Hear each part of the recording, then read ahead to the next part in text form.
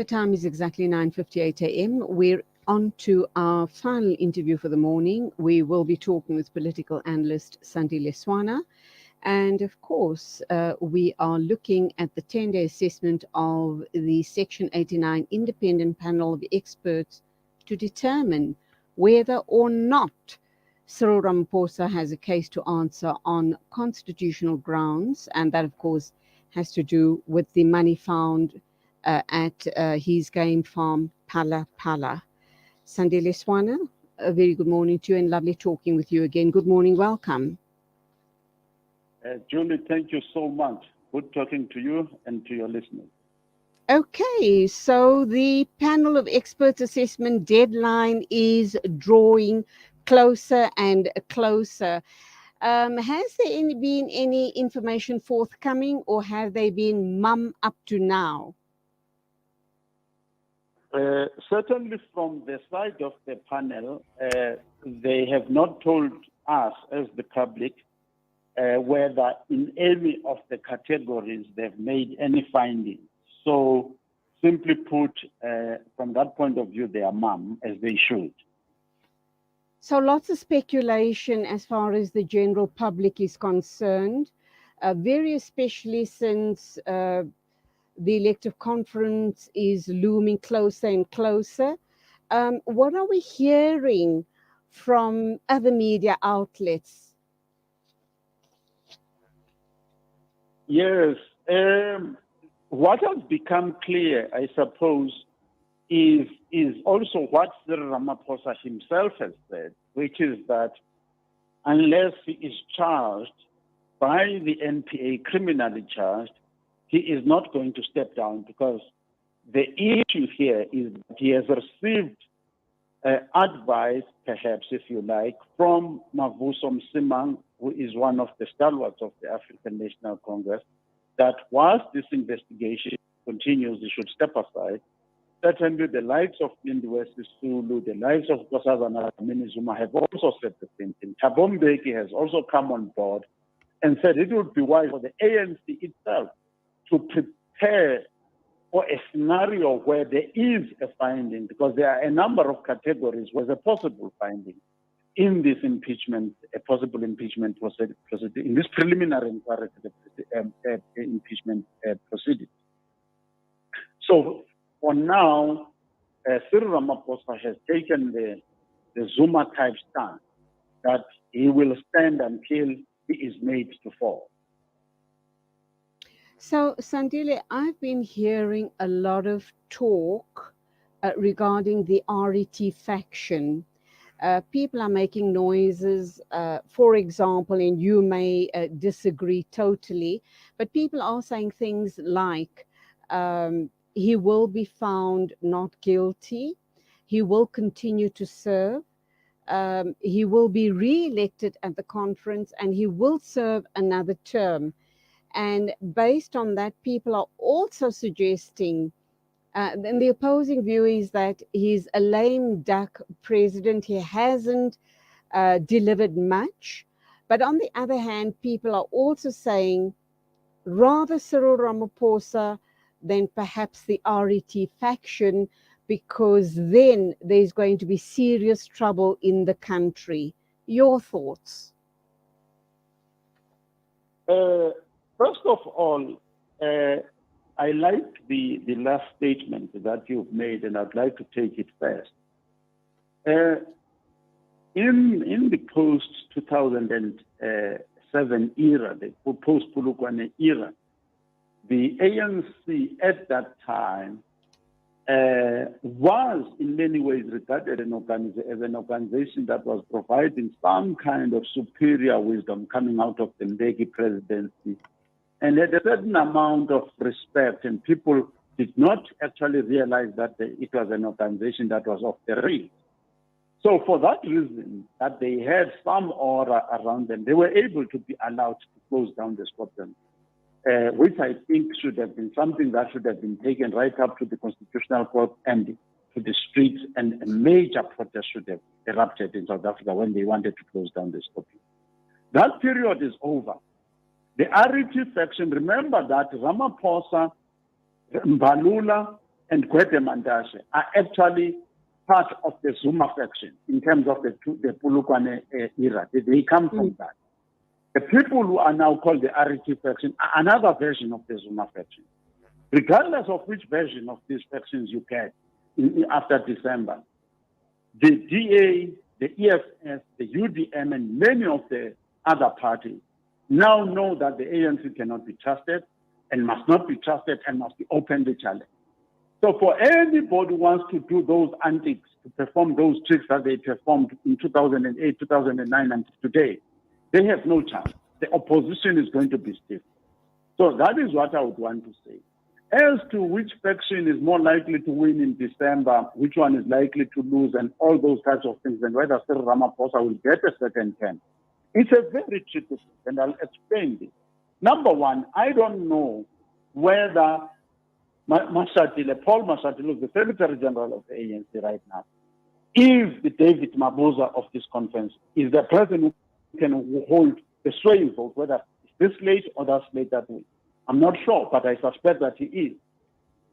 Two, the fact that Ramaphosa has been challenged by all three of the past presidents, which is Mbeki, Kgalema Motlanthe, and Zuma himself, does that not tell us that certainly the constituency that believes in the old style might be listening to them as well, saying that this Ramaphosa is not the type of person we need.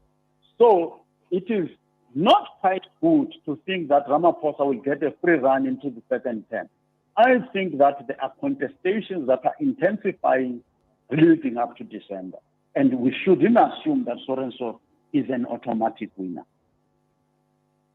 Why do you suppose, I'll be very honest with you, it didn't come as a surprise that Zuma and Mantashe turned on Cyril Ramaphosa, that they expressed no confidence in him.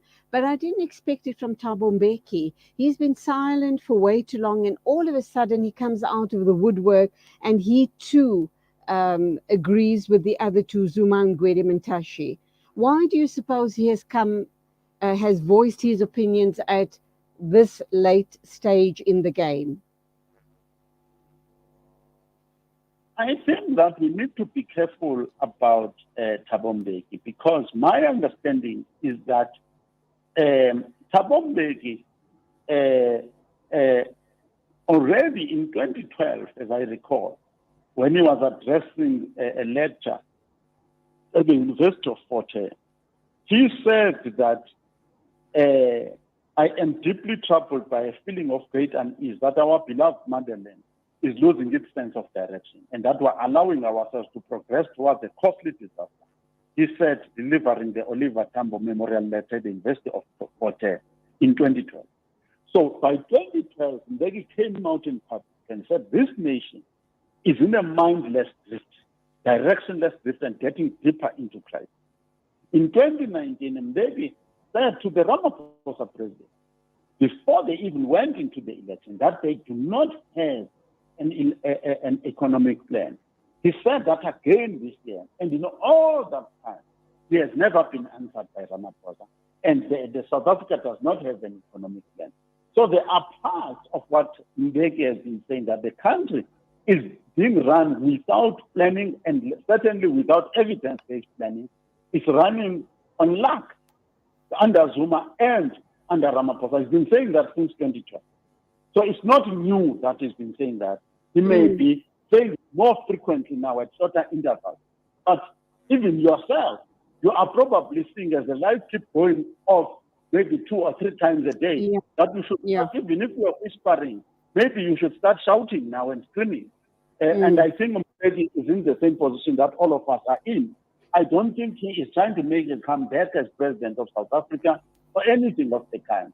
But I think as a major African intellectual, as a major leader in Africa and in South Africa, he has a duty that before he dies, he announces clearly, and the population must not be confused, that they are in a mindless and directionless drift, and they've been in that for a long time. And Ramaphosa has been part of it. Okay, I'm going to go back to the Mbeki years. And I know it's water under the bridge, but I've often wondered about this, Sandile, and I wonder if you've also not given thought to it. Do you think our current situation would have been looked totally different if Thabo Mbeki had served a second term? I know people had said things like he was out of touch with the people, he was way too much of an intellectual. You needed someone who was more in touch with the people on the ground, the feelings of the people, etc., etc. I was a great admirer of the man. Your thoughts? Do you think that things might have been different? Do you think he could have changed the minds of future leaders, changed the thinking, changed the trajectory of South Africa as to where we are now?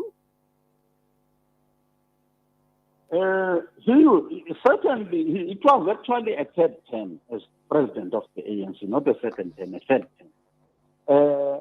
So I think he wanted to do that, and more specifically, he wanted to prevent Jacob Zuma from being state president of South Africa. Had he succeeded in doing that and putting a different type of person into that office, yes, I do believe that the country would have taken a different shape. But again, we are in a very difficult situation where we are still, especially in the ANC, even in the DA, people like Helen Zille in other parties. We have personalities, the likes of Olomisa, the likes of Mangosuthu Buthelezi, where we have a cult of personality. Because Mbeki should have, in the last 5 years of his presidency, already have prepared a clear and a set of successors, whether it's 2 or 3, and also institutionalizing within the ANC and in South African society. And lastly, I think we need to be careful of wanting to be a non-intellectual society. Good practice follows good theory. Good theory must lead to good practice. So a good practitioner has a good theory, whether that theory is explicit or not. So this idea of Africans across the board being anti-intellectual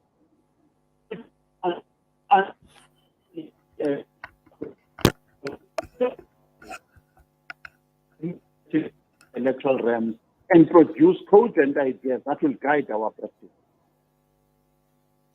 Okay, that's all we have time for. I always love picking your brain, Sandile Swana. And that is why I had the liberty of throwing the RET, Thabo Mbeki, and a whole lot more at you. I did want to talk about coalitions. I've talked about it with you in the past. I'll just smile at my controller and ask him to give me another minute or two with you. Coalitions is the way to go for us. Our future is going to depend on coalition government, isn't it? Yes, absolutely. Coalitions are a wonderful future for us. But I think I have one thing to say, Julie, since we have limited time. I think our people are unaware that our laws permit that the mayoral committee in a municipality is formed, like the people who are like the cabinet of the municipality, is formed on the basis of proportional representation. So that, say, if you've got 20% of the votes in the municipality, 20% of the executive cabinet positions in the municipality, what is called the mayoral executive committee, like that. So that is permitted in law. But our ANC and DA, for whatever reason, have preferred the model that they use, where the mayor, chooses the people. In other words, the people are not chosen by the voters. They are chosen by the mayor to be in the cabinet of the municipality.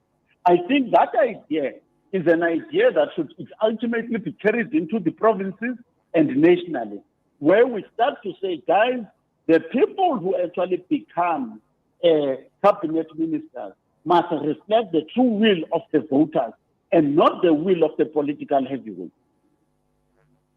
And thereby have more proportionate representation, and people's voices then are allowed to be heard. Sandile, unfortunately, that's all we have time for. Thank you so very much for being with us on the show this morning. Till the next time, as Thank you, always, God. Julie. I'm so happy to be here. Bye-bye. Bye to you as well. 13 after 10. Next up is Juice 21 by Sheikh Tawfiq Ibn Asa'ih. Listen to that beautiful recitation. And a very, very big shout out to my controller today, controller producer, the guy that held the fort. He did a brilliant job. And that, of course, is you, Abdul Salam. Keep it up. I'm so pleased. We had an almost trouble-free, trouble-free program this morning. You truly handled the situation very well. Keep it up. Thank you. Assalamu alaikum. From me, Julie Ali, till next week, Monday morning. Stay safe and Khuda Hafiz.